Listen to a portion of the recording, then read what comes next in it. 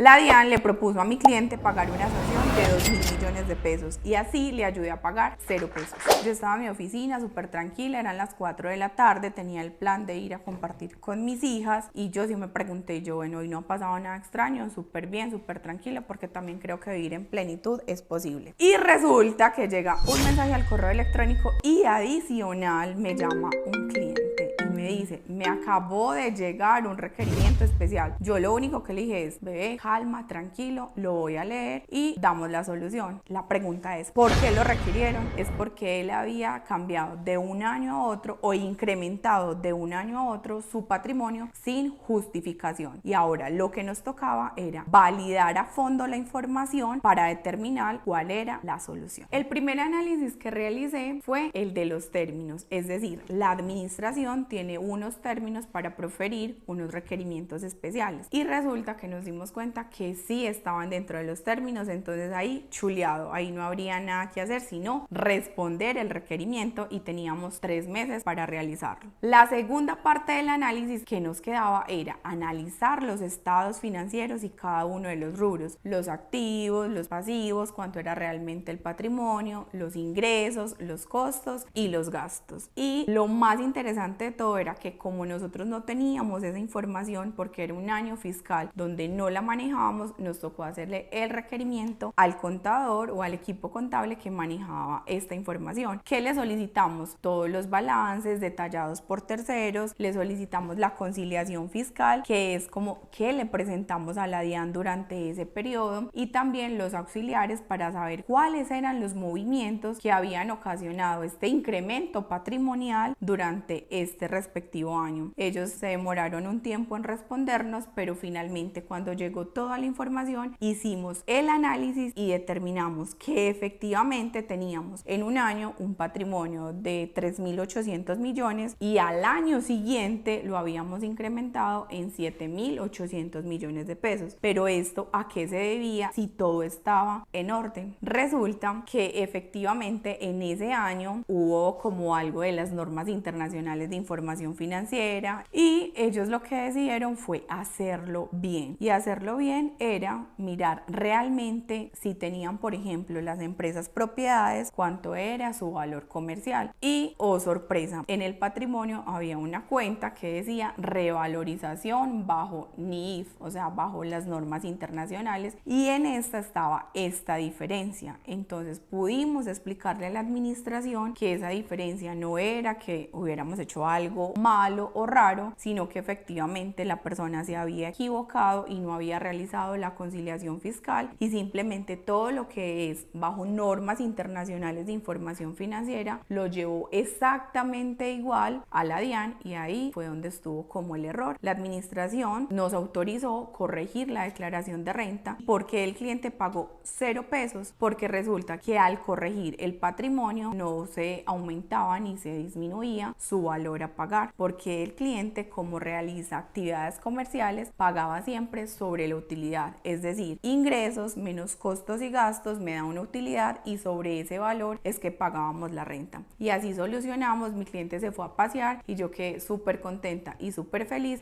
y obviamente le cobré un porcentaje por el ahorro tributario.